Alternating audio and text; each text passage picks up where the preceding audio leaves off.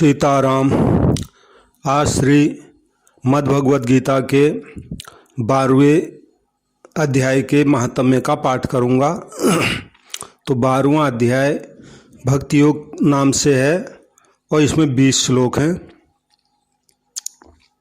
तो पहले महाराज जी ने श्रीमद् भगवद गीता के 12वें अध्याय का सारांश कहा है। तो महाराज जी के शब्दों में मैं पाठ कर रहा हूँ। भक्त भगवान का अत्यंत प्यारा होता है, क्योंकि वह शरीर, इंद्रियां, मन, बुद्धि सहित अपने आप को भगवान के अर्पण कर देता है। जो परम श्रद्धापूर्वक अपने मन को भगवान में लगाते हैं वे भक्त सर्वश्रेष्ठ हैं। भगवान के परायण हुए जो भक्त संपूर्ण कर्मों को भगवान के अर्पण करके अनन्य भाव से भगवान की उपासना करते हैं, भगवान स्वयं उनका संसार सागर से शीघ्र उद्धार करने वाले बन जाते हैं। जो अपने मन बुद्धि को भगवान में लगा देता है वह भगवान में ही निवास करता है। जिनका प्राणी मात्र के साथ मित्रता एवं करुणा का बर्ताव है, जो अहंता ममता से रहित हैं, जिनसे कोई भी प्राणी उद्विग्न नहीं होता तथा जो स्वयं किसी प्राणी से उद्विग्न नहीं होते, जो नए कर्मों के आरंभ के त्यागी होते हैं, यानी काम्य कर्मों में प्रवृत्त नहीं होते, जो अनुकूल प्रतिकूल परिस्थितियों के आने पर हर्षित एवं उद्विग्न नहीं होते, जो मान अपमान आदि में सम रहते हैं, जो किसी भी परिस्थिति में निरंतर संतुष्ट रहते हैं, वे भक्त भगवान को प्यारे हैं। अगर मनुष्य भगवान के ही होकर रहे, भगवान में ही अपनापन रखे, तो सभी भगवान के प्यारे बन सकते हैं। सीताराम। अब जो है 12वें अध्याय के 2 श्लोकों का पाठ करूँगा। अर्जुनवाच एवं सतत युक्ताये भक्तास्त्वां पर्युपासते ये चाप्यक्षरमव्यक्तं तेषां के योगवित्तमा। श्री भगवानुवाच मय्यावेश्य मनो ये मां नित्ययुक्ता उपासते श्रद्धया पर्युपेतास्ते मे युक्ततमा मता। इन 2 श्लोकों का मैं के अर्थ का पाठ कर रहा हूँ। इस प्रकार भगवान के वचनों को सुनकर अर्जुन बोले, हे मनमोहन, जो अनन्य प्रेमी भक्तजन इस पूर्वोक्त प्रकार से निरंतर आपके भजन ध्यान में लगे हुए आप सगुण रूप परमेश्वर को अति श्रेष्ठ भाव से उपासते हैं, और जो अविनाशी सच्चिदानंद घन निराकार को ही उपासते हैं, उन दोनों प्रकार के भक्तों में अति उत्तम योग वेता कौन से हैं, यानी उसमें उत्तम भक्त कौन है, ये प्रश्न था। तो दूसरा श्लोक का ही मैं पाठ करूँगा। तो इस प्रकार अर्जुन के पूछने पर भगवान श्री कृष्ण बोले, हे अर्जुन, मेरे में मन को एकाग्र करके निरंतर मेरे भजन ध्यान में लगे हुए जो भक्तजन अतिशय श्रेष्ठ श्रद्धा से युक्त हुए मुझ सगुण रूप परमेश्वर को भजते हैं, वे मेरे को योगियों में अति उत्तम योगी मान्य हैं। अर्थात उनको मैं अति श्रेष्ठ मानता हूँ, यानी जो मेरे सगुण रूप के उपासक हैं, मुझ में ही लगे रहते हैं, वही मेरी दृष्टि में श्रेष्ठ हैं। अब श्री मद्भगवद गीता के 12वें अध्याय का महात्म्य है। ये महात्म्य शिव जी और पार्वती जी के आपसी वार्तालाप है। तो भगवान महादेव जी कहते हैं माता पार्वती को महात्म्य सुनाते हुए, कहते हैं, पार्वती, दक्षिण दिशा में कोल्हापुर नाम का एक नगर है, जो सब प्रकार के सुखों का आधार, सिद्ध महात्माओं का निवास स्थान तथा सिद्धि प्राप्त का क्षेत्र है। वह पराशक्ति भगवती लक्ष्मी का प्रधान पीठ है। संपूर्ण देवता उसका सेवन करते हैं। वह पुराण प्रसिद्ध तीर्थ भोग एवं मोक्ष प्रदान करने वाला है। वहाँ करोड़ों तीर्थ और शिवलिंग हैं। रुद्रगया भी वहीं है। वह विशाल नगर लोगों में बहुत विख्यात है। एक दिन कोई युवक पुरुष उस नगर में आया। वह कहीं का राजकुमार था।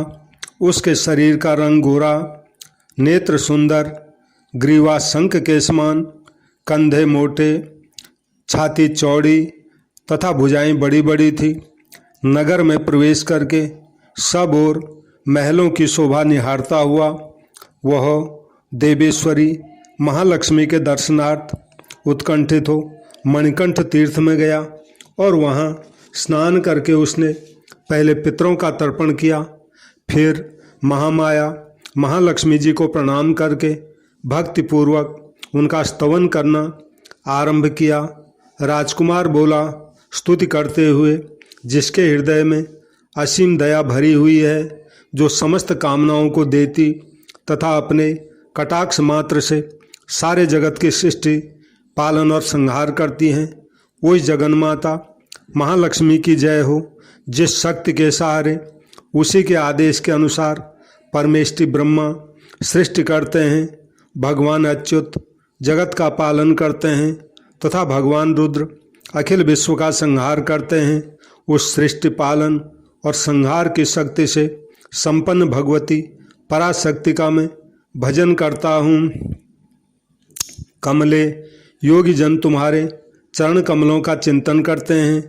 कमलालये तुम अपनी स्वाभाविक सत्ता से ही हमारे समस्त इंद्रिय गोचर विषयों को जानती हो। तुम ही कल्पनाओं के समूहों को तथा उसका संकल्प करने वाले मन को उत्पन्न करती हो। इच्छा शक्ति, ज्ञान शक्ति और क्रिया शक्ति ये सब तुम्हारे ही रूप हैं। तुम परासंबित यानी परम ज्ञान रूपिणी हो। तुम्हारा स्वरूप निष्कल, निर्मल, नित्य, निराकार, निरंजन, अंतरहित, आतंक शून्य, आलंबहीन तथा निरामय है। देवी, तुम्हारी महिमा का वर्णन करने में भला कौन समर्थ हो सकता है, जो षट चक्रों का भेदन करके अंतःकरण के 12 स्थानों में विहार करती है। अनाहत, ध्वनि, बिंदु, नाद और कला ये जिसके स्वरूप हैं, उस माता लक्ष्मी को मैं प्रणाम करता हूँ। माता, तुम अपने मुख रूपी चंद्रमा से प्रकट होने वाली अमृत राशि को बहाया करती हो। तुम ही परा, पश्यंती, मध्यमा और बैखरी नामक वाणी हो। मैं तुम्हें नमस्कार करता हूँ। देवी, तुम जगत की रक्षा के लिए अनेक रूप धारण किया करती हो। अंबिके, तुम ही ब्राह्मी, वैष्णवी तथा माहेश्वरी शक्ति हो। बाराही, महालक्ष्मी, नारसिंही, ऐन्द्री, कौमारी, चंडिका, जगत को पवित्र करने वाली लक्ष्मी, जगन्माता, सावित्री, चंद्रकला तथा रोहिणी भी तुम ही हो। परमेश्वरी, तुम भक्तों का मनोरथ पूर्ण करने के लिए कल्पलता के समान हो। माता जी, मुझ पर प्रसन्न हो जाओ। उसके इस प्रकार स्तुति करने पर भगवती महालक्ष्मी अपना साक्षात स्वरूप धारण करके बोली, राजकुमार, मैं तुमसे प्रसन्न हूँ। तुम कोई उत्तम वर मांगो। राजकुमार बोला, माँ, मेरे पिता राजा बृहद्रथ अश्वमेध नामक महान यज्ञ का अनुष्ठान कर रहे थे। वे देव योग से रोगग्रस्त होकर स्वर्गामी हो गए। इसी बीच में यूप में बंधे हुए मेरे यज्ञ संबंधी घोड़े को, जो समूची पृथ्वी की परिक्रमा करके लौटा था, किसी ने रात्रि में बंधन काटकर कहीं अन्यत्र पहुंचा दिया। उसकी खोज में मैंने कुछ लोगों को भेजा था, किंतु वे कहीं भी उसका पता नहीं पाकर जब खाली हाथ लौट आए, तब मैं सब ऋत्विजों से आज्ञा लेकर तुम्हारी शरण में आया हूँ। देवी, यदि तुम मुझ पर प्रसन्न हो तो मेरी यज्ञ का घोड़ा मुझे मिल जाए जिससे यज्ञ पूर्ण हो सके, तभी मैं अपने पिता महाराज का ऋण उतार सकूंगा। शरणागतों पर दया करने वाली जगजननी लक्ष्मी, जिससे मेरा यज्ञ पूर्ण हो, वह उपाय करो। तो भगवती लक्ष्मी ने कहा, राजकुमार, मेरे मंदिर के दरवाजे पर एक ब्राह्मण रहते हैं जो लोगों में सिद्ध समाधि के नाम से विख्यात हैं। वे मेरी आज्ञा से तुम्हारा सब काम पूरा करा देंगे। महालक्ष्मी के इस प्रकार कहने पर राजकुमार उस स्थान पर आए जहाँ सिद्ध समाधि रहते थे। उनके चरणों में प्रणाम करके राजकुमार चुपचाप हाथ जोड़ खड़े हो गए। तब ब्राह्मण ने कहा, तुम्हें माता जी ने यहाँ भेजा है। अच्छा देखो, अब मैं तुम्हारा सारा अभीष्ट कार्य सिद्ध करता हूँ। यूँ कहकर मंत्रवेता ब्राह्मण ने सब देवताओं को वहीं खींचा। राजकुमार ने देखा, उस समय सब देवता हाथ जोड़े थर थर काँपते हुए वहाँ उपस्थित हो गए। तब उन श्रेष्ठ ब्राह्मण ने समस्त देवताओं को कहा कि देवगण, इस राजकुमार का अश्व जो यज्ञ के लिए निश्चित हो चुका था, रात में देवराज इंद्र ने चुराकर कहीं अन्यत्र पहुंचा दिया है, शीघ्र उसको ले आओ। तब देवताओं ने मुनि के कहने से यज्ञ का घोड़ा लाकर दे दिया। इसके बाद उन्होंने उन्हें जाने की आज्ञा दी। देवताओं का आकर्षण देखकर तथा खोए हुए अश्व को पाकर राजकुमार ने मुनि के चरणों में प्रणाम करके कहा, महर्षि, आपका यह सामर्थ्य आश्चर्यजनक है। आप ही ऐसा कोई कार्य कर सकते हैं, दूसरा कोई नहीं।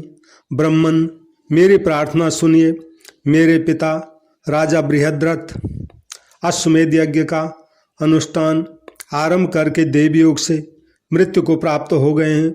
अभी तक उनका शरीर तपाए हुए तेल में सुखा कर मैंने रख छोड़ा है। साधु श्रेष्ठ, आप उन्हें पुनः जीवित कर दीजिए। यह सुनकर महामुनि ब्राह्मण ने किंचित मुस्कुराकर कहा, चलो, जहाँ यज्ञ मंडप में तुम्हारे पिता मौजूद हैं वहीं चलें। तब सिद्ध समाधि ने राजकुमार के साथ वहां जाकर जल अभिमंत्रित किया और उस सब के मस्तक पर रखा। उसके रखते ही राजा सचेत होकर उठ बैठे। फिर उन्होंने ब्राह्मण को देखकर पूछा, धर्म स्वरूप आप कौन हैं? आप कौन हैं? तब राजकुमार ने महाराज से पहले का सारा हाल कह सुनाया। राजा ने अपने को पुनः जीवन दान देने वाले ब्राह्मण को नमस्कार करके पूछा, ब्राह्मण, किस पुण्य से आपको यह अलौकिक शक्ति प्राप्त हुई है? उनके यूँ कहने पर ब्राह्मण ने मधुर वाणी में कहा, राजन, मैं प्रतिदिन आलस्य रहित होकर श्रीमद् भगवद गीता के 12वें अध्याय का जप करता हूँ। उसी से मुझे यह शक्ति मिली है जिससे तुम्हें जीवन प्राप्त हुआ है। यह सुनकर ब्राह्मणों सहित राजा ने उस ब्रह्मर्षि से गीता के 12वें अध्याय का अध्ययन किया। उनके महात्म्य से उन सब की सद्गति हो गई। दूसरे दूसरे जीव भी उसके पाठ से परम मोक्ष को प्राप्त हो चुके हैं। सीताराम सीताराम। अब जो है श्रीमद् भगवद गीता के 12वें अध्याय के आखिरी 2 श्लोकों का मैं पाठ कर रहा हूँ। श्री भगवान वाच, तुल्य निंदास्तुतिर्मौनि संतुष्टो येन केनचित् अनिकेतः स्थिरमतिर् भक्तिमान मे प्रियो नरो। एतु धर्म्यामृतमिदं यथोक्तं पर्युपासते श्रद्धानामत्परमा भक्तास्तेतीव मे प्रिया। तो इनका अर्थ है 19वें और 20वें श्लोक का आखिरी। भगवान कहते हैं, अर्जुन, जो मनुष्य निंदा स्तुति को समान समझने वाला और मननशील है, अर्थात ईश्वर के स्वरूप का निरंतर मनन करने वाला है, एवं जिस किसी प्रकार से भी शरीर का निर्वाह होने में सदा ही संतुष्ट है और रहने के स्थान में ममता से रहित है। वह स्थिर बुद्धि वाला भक्तिमान पुरुष मेरे को प्रिय है और जो मेरे परायण हुए अर्थात मेरे को परम आश्रय और परम गति एवं सबका आत्मरूप और सबसे परे परम पूज्य समझकर विशुद्ध प्रेम से मेरी प्राप्ति के लिए तत्पर हुए श्रद्धा युक्त पुरुष इस ऊपर कहे हुए धर्ममय अमृत को निष्काम भाव से सेवन करते हैं, वे भक्त मेरे को अतिशय प्रिय हैं। तो श्रद्धा युक्त का मतलब होता है वेद शास्त्र महात्मा और गुरुजनों के तथा परमेश्वर के वचनों में प्रत्यक्ष के सदृश विश्वास का नाम ही श्रद्धा है। सीताराम। तो ये महात्म्य पूरा हो गया है। मेरी सबसे प्रार्थना है जो भी इस कथा को सुन रहे हैं उनका मेरे इस चैनल पर स्वागत है। आपसे मेरी प्रार्थना है कि गीता जी का जो प्रचार करना है ये बहुत अच्छा काम है। महापुरुषों ने पूरा अपना जीवन गीता जी के प्रचार में, भगवान के नाम के प्रचार में लगा दिया है। तो हमसे भी जितना हो सकता है हम अधिक से अधिक इन चीज़ों को फैलाएं। तो सबसे मेरी प्रार्थना है कि मेरे इस चैनल को सब्सक्राइब करें और आगे घंटी का बटन आएगा उसको दबा दें।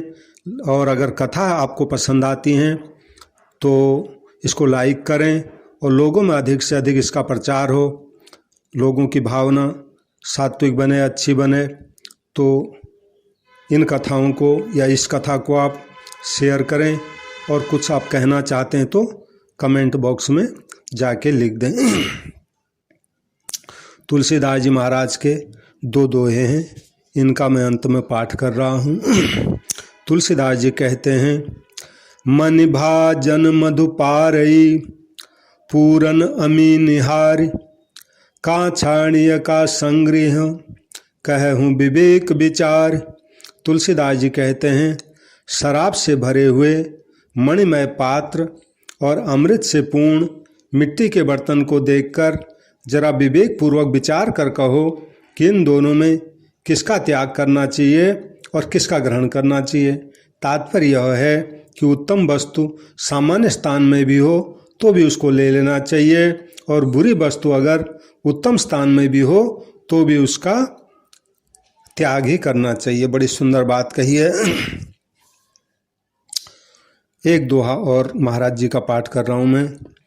उत्तम मध्यम नीच गति पाहन सिकता पान प्रीति परीक्षा तिहुन की बैर वितिक्रम जान।